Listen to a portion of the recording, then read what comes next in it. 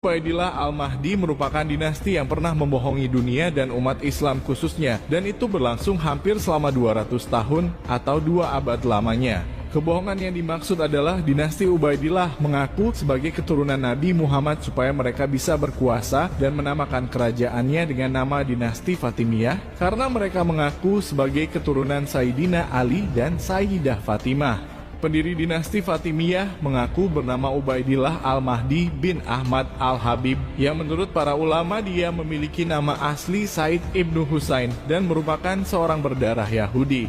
Dia ingin menandingi Bani Abbasiyah yang beraliran Sunni dengan mendirikan daulah Islamiyah yang beraliran Syiah. Mayoritas para ulama pun pada saat itu sempat tertipu oleh pengakuan Ubaidillah sebagai suriat Rasulillah sehingga mereka pun sangat berlebihan dalam menghormatinya. Dan bahkan ada yang menyanjungnya secara buta menganggap dia memiliki kewalian di sisi Allah Ta'ala. Mereka juga menganggap Ubaidillah memiliki kemampuan mengetahui hal-hal gaib atau sering disebut mukasyafah. Sehingga para pengikutnya pun selalu mengagungkan sang khalifahnya.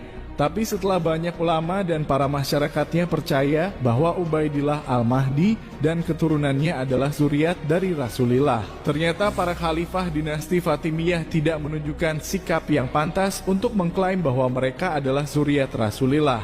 Bahkan mereka sering menghujat dan mengkafirkan para sahabat Nabi seperti Sayyidina Abu Bakar, Sayyidina Umar, Sayyidina Utsman, hingga Ummul Mukminin Sayyidah Aisyah, istri Rasulullah. Dan itu dilakukan dalam ceramah-ceramah mereka.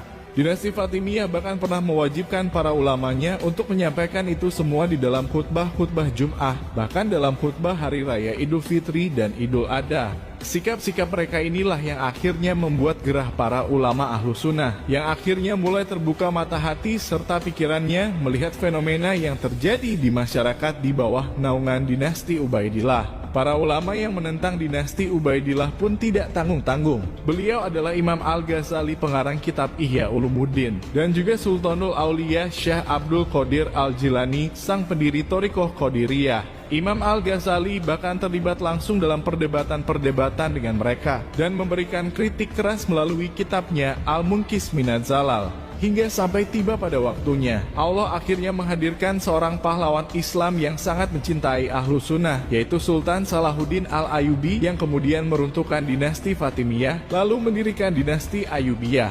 Sultan Salahuddin Al-Ayyubi inilah yang akhirnya menyortir ajaran-ajaran yang tidak sesuai dengan ajaran Ahlus Sunnah wal Jamaah dan memberantas keturunan Ubaidillah, hingga tidak sedikit dari keturunan Ubaidillah ini melarikan diri ke berbagai daerah.